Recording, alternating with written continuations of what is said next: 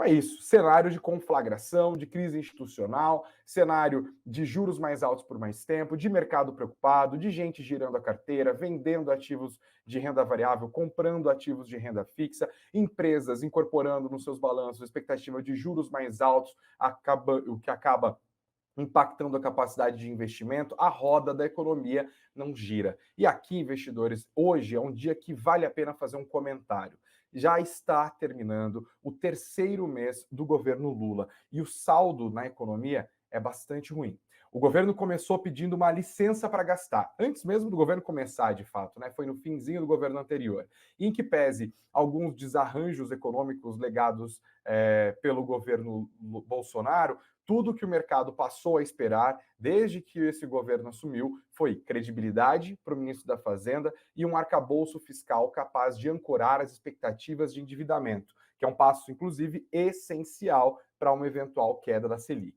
O que o governo fez diante disso? Desacreditou Fernando Haddad, desautorizou Fernando Haddad, o próprio Lula fez isso, e o próprio ministro da Fazenda continua sob fogo amigo e aberto de alguns dos seus companheiros petistas. O arcabouço fiscal, que foi prometido, acabou sendo adiado e o Banco Central teve que tomar sua decisão e dar esses recados duros ontem, diante da falta de um plano de voo sobre como será a consolidação fiscal do nosso país. Sem arcabouço fiscal, não tem espaço para redução de juros. E o Lula finge que não entende isso. Nenhuma reforma foi apresentada. Os termos não são conhecidos. O tamanho da base do governo no Congresso, tampouco. Continua uma incógnita. E o próprio presidente da República, ao invés de fazer o seu trabalho para ancorar as expectativas dos agentes financeiros, passou simplesmente a escolher o caminho mais fácil, está atacando o presidente do Banco Central, o que acaba gerando um clima de maior desconfiança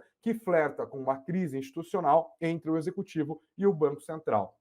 Lula aceita que dói menos. O Banco Central é independente. E o mandato do Roberto Campos Neto vai até 2024. Ou há, de fato, uma articulação entre o governo, entre política fiscal e política monetária, ou todo mundo vai perder. Não é só o presidente, não é só o governo, não é só as preocupações políticas, os projetos de poder do pessoal lá de Brasília, não. É eu e você, é o trabalhador brasileiro, é um emprego que não anda, é o empréstimo que fica mais caro, é a renda das pessoas que permanece estacionada. Os ataques ao Banco Central só fazem o mercado exigir juros mais altos para financiar o próprio governo, o que aumenta o endividamento e compromete as contas públicas a longo prazo, reduzindo a própria capacidade do governo de formular, inclusive, políticas públicas em benefício dos mais vulneráveis, em nome de quem Lula diz falar toda vez que finge não entender como funciona a economia.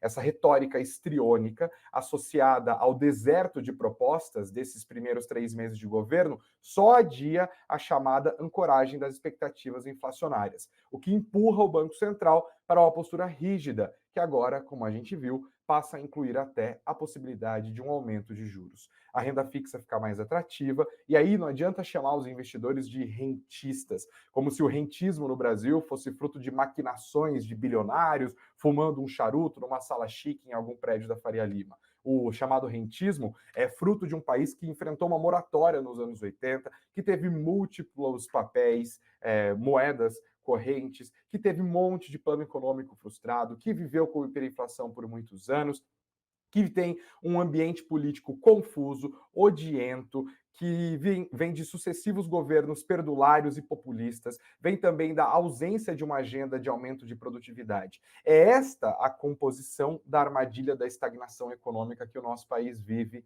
há décadas. 3 meses se passaram, presidente. É hora de trabalhar.